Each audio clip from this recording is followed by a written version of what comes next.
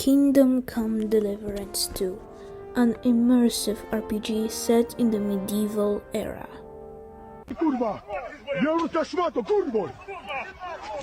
That, might be a bit too realistic.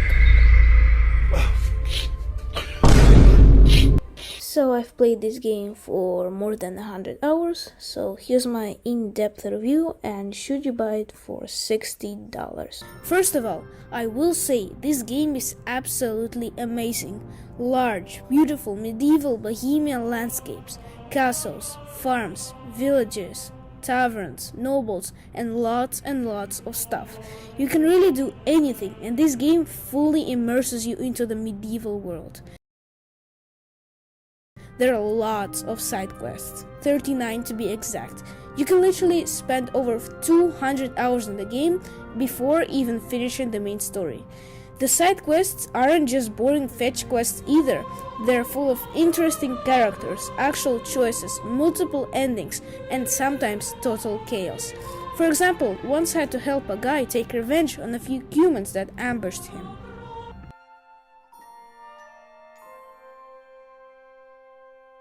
Let's talk about gameplay. This game is super realistic, like you need to sleep and eat realistic. If you go around skipping meals, you're not going to end up like Skyrim Dragonborn, you're going to die of starvation, and if you didn't sleep for long, you will fall unconscious and bandits may even rob you.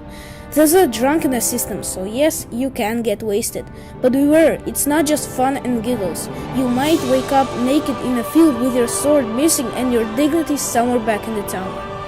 Oh, and your clothes and armor get dirty and bloody, which actually reduces your charisma, because apparently walking into a church covered in blood isn't socially acceptable. Who knew?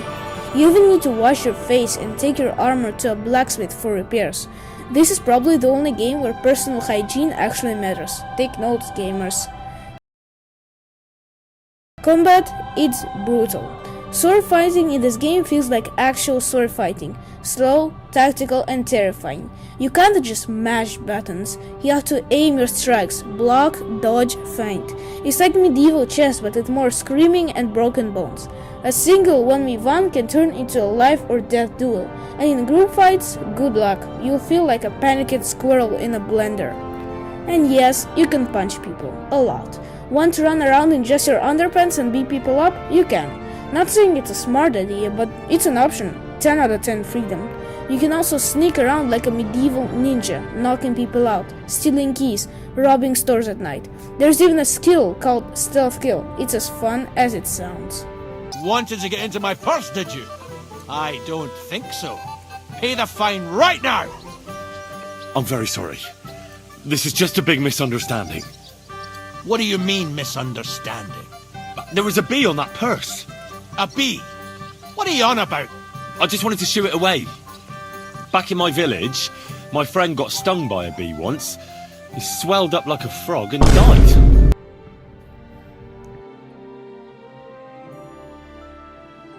This game is stacked. Check this out.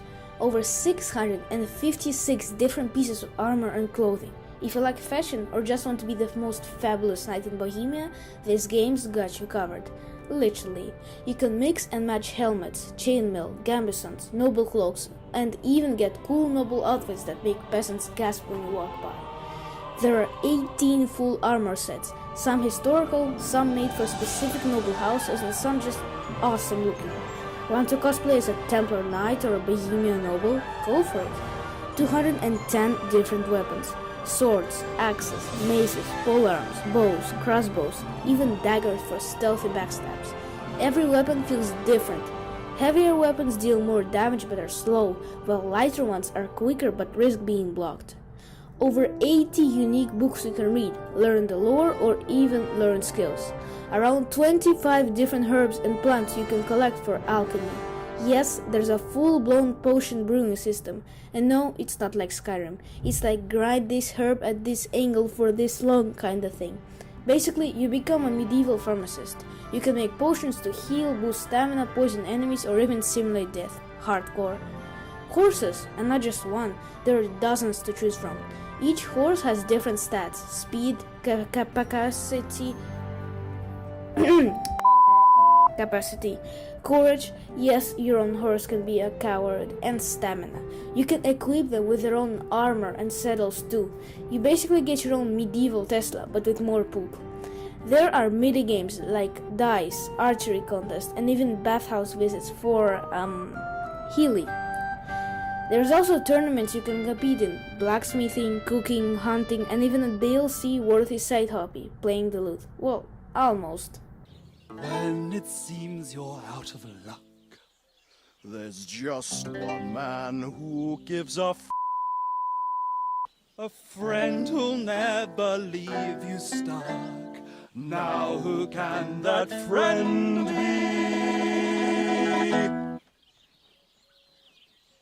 Well, Henry, our hero Henry, the fellow who helps his fellow man. Henry, reliable Henry, he gets the job done the best he can. This game has a ridiculous amount of stats. You level up strength, agility, vitality, speech, warfare, defense, stealth, lockpicking, pickpocketing, alchemy, reading. Yes, reading is a skill, plus dozens of perks for every skill. For example, want to be a drunken brawler? There's a perk for that. Want to be a charming rogue who lies to everyone? There's a perk for that too. Want to be an unstoppable armored tank that eats soup in the middle of a battle? Guess what? Perk for that. The game lets you build Henry however you want. A noble knight, a stealthy thief, a pursuing bard who wins fights with words, or just a dumb brute with an axe and a dream. It's totally up to you.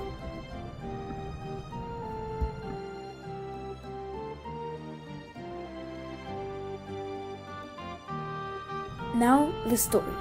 It continues right where the first game ended. You still play as Henry, the blacksmith's son whose parents were killed when a huge army attacked his home village, turned knight in training who just can't catch a break. This time, though, the story is bigger, more dramatic, and more emotional.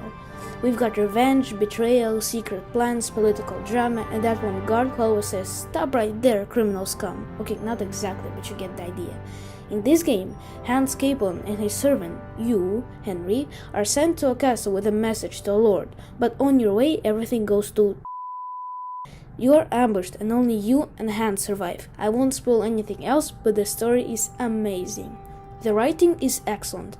Characters feel real with actual personality. You'll love some, hate others, and maybe accidentally stab one during a duel. Oops. And the best part, you can affect the story. Your choices actually matter. Help one side, betray another, line a cutscene, or solve quests peacefully. It's all reactive. Oh, and cutscenes are beautifully done. The voice acting is solid, and the facial animations surprisingly good. There are also some hilarious moments, like when Henry gets into awkward situations with nobles or ends up in jail because he forgot to pay a fine for stealing a cabbage.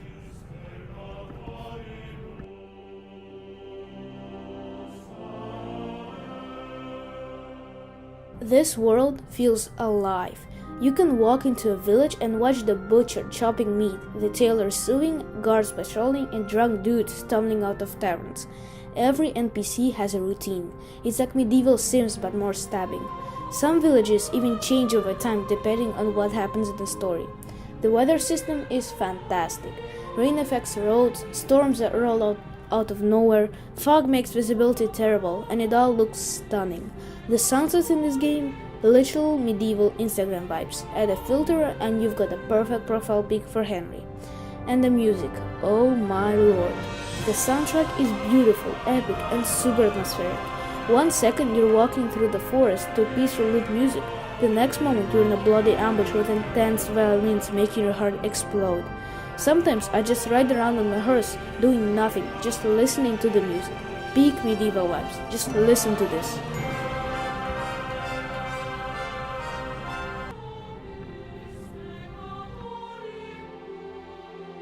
Now, if you've played Kingdom Come Deliverance 1, you're probably wondering, is this just more of the same? Well, yes and no. It's like Kingdom Come Deliverance 1, but with more details, more polish, more realism, and a lot more content. The graphics are better, the world is bigger, and there are more mechanics. Henry can do everything he did in KCD 1, but smoother and smarter. The story continues right where it left off, and if you remember the characters, they're all back, but more developed and with way more drama. Combat feels more fluid, dialogues are funnier, and let's be honest, we all loved KCD1, but this game takes what made it great and turns it into a masterpiece. It's KCD1 but refined, like KCD1 drank a potion of plus 10 charisma and went to therapy. If you play KCD1, you will 99% like KCD2.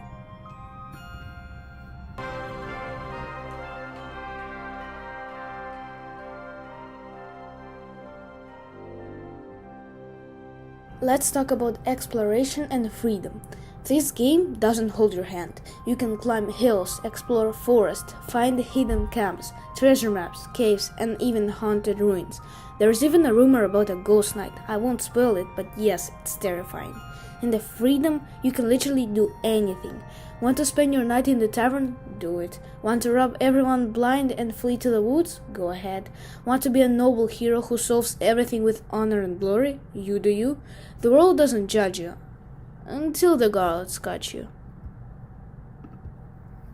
So, should you get Kingdom Come Deliverance 2? If you love immersive RPGs, realistic medieval gameplay, long stories, tactical combat, ridiculous freedom, and stabbing people with swords after drinking 3 gallons of mead, then yes, 100% yes. It's not a game for everyone. It's slow, hardcore, and makes you work for everything. But if you give it to me, it rewards you with one of the best medieval RPG experiences ever made. Alright, that's it from me. If you like this review, smash that like button like it's a peasant who stole your cabbage, and subscribe for more. And stay tuned for my Czechia vlog later this year. I'll visit the castles from the game and maybe even do some cosplay. Who knows? See you in the next one. Peace.